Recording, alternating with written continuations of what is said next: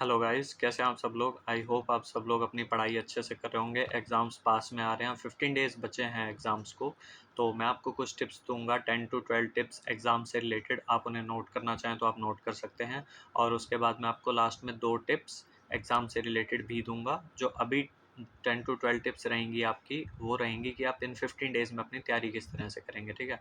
तो मैं बिना टाइम वेस्ट किए स्टार्ट कर देता हूँ। सबसे पहली चीज़, सबसे पहली टिप ये है कि अब हमारे 15 डेज़ बचे हैं एग्ज़ाम्स को, राइट?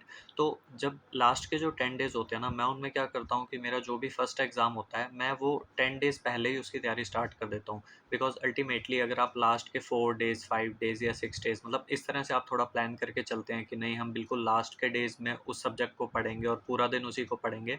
तो मुझे लगता है कई बार ऐसा भी हो जाता है कि आपकी तबीयत ख़राब हो जाए या आपको कहीं अर्जेंटली जाना पड़े, तो आपके पास टाइम नहीं होता। और अगर कुछ भी आपका इश्यूज़ रहेगा उस टाइम पे, तो फिर आपको दिक्कत ये होगी कि आप फिर टाइम मैनेज नहीं कर पाएँगे और आप पैनिक कर देंगे। तो इससे बेटर यही है कि आप 10 दिन का गैप रखें और 10 दिन पहले ही आप अपने फर्स्ट पेपर की तैयारी स्टार्ट कर दें, ताकि आपका पहला पेपर जो है एटलीस्ट उसकी 2 रिवीज़न उस टाइम पे भी हो जाएँ। लाइक फर्स्ट 8 डेज़ में आप उसे रिवाइज़ कर लीजिए और अपने बाकी सब्जेक्ट्स भी पढ़ते रहिए, और उसके बाद जो लास्ट के 2 डेज़ बचेंगे उसमें सिर्फ़ उसी सब्जेक्ट को पढ़िए जिसका एग्ज़ाम है। तो मुझे लगता है कि ये बेटर टेक्नीक है रेदर देन आप 4 टू 5 डेज़ दें लास्ट में, वो थोड़ा-सा रिस्की हो जाता है। और उसके बाद मैं आपको कुछ और टिप्स दूँगा कि आपको अब कुछ नया नहीं पढ़ना है। और अकॉर्डिंग टू मी आपको 7 टू 7.5 आवर्स की स्लीप लेनी चाहिए। तो अगर आप दिन में 6 आवर्स सो रहे हैं, तो आई थिंक आपको 20 मिनट्स के दिन में 2 या 3 पावर नैप्स ले लेने चाहिए, तो आपके लिए बेटर रहेगा। बिकॉज़ रेस्ट बहुत ज़रूरी है। इस टाइम पे आपको चीज़ें पढ़नी नहीं है, सिर्फ़ वो रिटेन भी रहने चाहिए, और रिटेन तभी रहेंगी जब आपकी नींद पूरी होगी, ठीक है?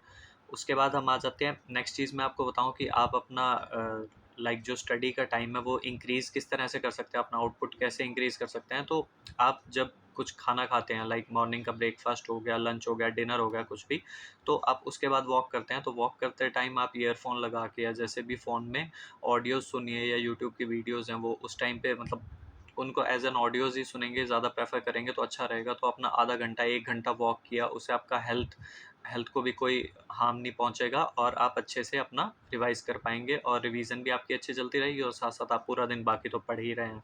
उसके बाद मैं आपको बता देता हूँ, इस टाइम पे आप फैमिली, फ्रेंड्स, सोशल मीडिया, हर चीज़ को अवॉइड करें, बिकॉज़ आपकी पढ़ाई सबसे पहले ज़रूरी है।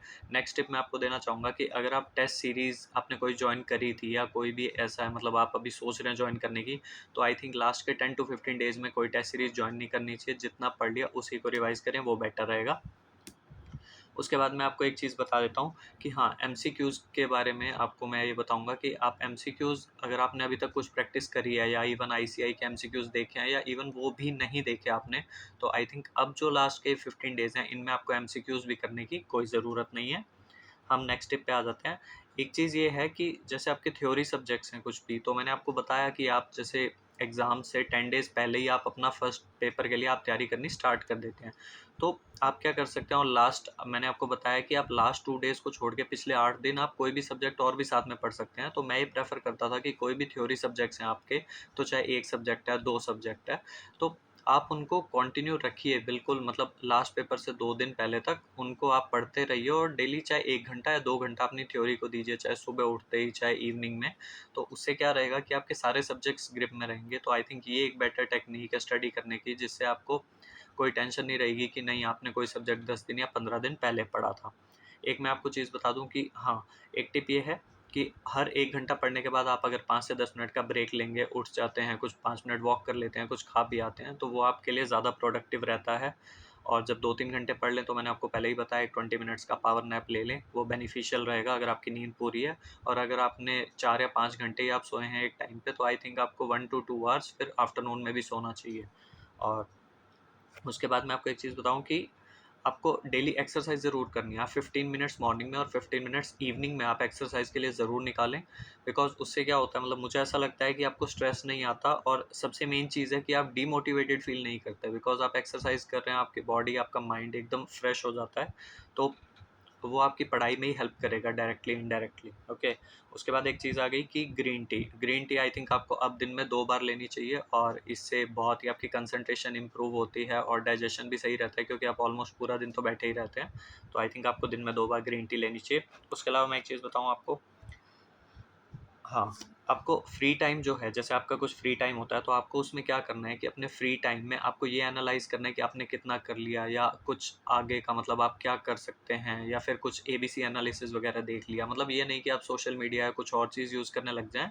आई प्रेफ़र कि आप फ्री टाइम में एग्ज़ाम या मतलब सब्जेक्ट से रिलेटेड, अपनी पढ़ाई से रिलेटेड ही कुछ ना कुछ सोचते रहें, कुछ एनालिसिस देख लें, या किसी भी तरह से जो आपकी पढ़ाई के लिए हेल्पफुल हो।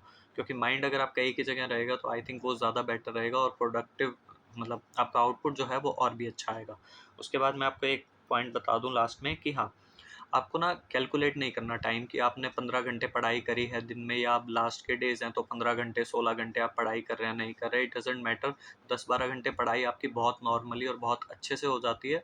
उसके अलावा जितना भी आप कर रहे हैं, वो सफिशिएंट है, और आई थिंक वो मोर देन इनफ है। तो 10-12 घंटे भी अगर आप डेली का पढ़ लेते हैं, तो आई थिंक दैट्स इनफ। आप उसमें सैटिस्फाइड रहिए। कोई ऐसा फ़ॉर्मूला नहीं है कि आप 14 घंटे, 15 घंटे, 16 घंटे ही निकालेंगे 24 में से कैलकुलेट करके। तो आई थिंक वो ज़्यादा थोड़ा मतलब उससे स्ट्रेस ज़्यादा आता है आपको, और मुझे नहीं लगता वो इतना बेनिफिशियल रहता है, बिकॉज़ आप फिर टाइम ही देखते रहते हैं कि कितना टाइम हो गया, या मैं आज ज़्यादा नहीं पढ़ा। तो फिर आप डीमोटिवेट हो जाते हैं थोड़े से, आपको लगता है कि नहीं, और जो आपके फ्रेंड्स हैं, जो स्टूडेंट्स हैं, वो थोड़ा ज़्यादा पढ़ रहे हैं, तो इसलिए वो सब नहीं सोचना है आपको।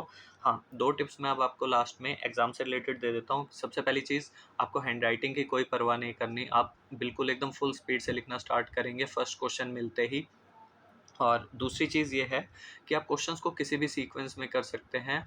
लाइक आप किसी भी क्वेश्चन का कोई भी पार्ट पहले कर दें, कोई पार्ट लास्ट में कर दें, कोई क्वेश्चन लास्ट में कर दें, कोई लास्ट का क्वेश्चन सबसे पहले कर दें। मतलब कोई भी सीक्वेंस फ़ॉलो करें, जस्ट क्वेश्चन का नंबर और उसके साथ उसका कौन-सा पार्ट कर रहे हैं, उसका नंबर डाल दीजिए। तो आई थिंक ये सब मैंने आपको बता दिया। आपको और कुछ इश्यू हो, तो आप मुझे कमेंट कर सकते हैं। बस यही था मेरी तरफ से 15 डेज़ के लिए, तो अच्छे से पढ़ें। Thank you so much.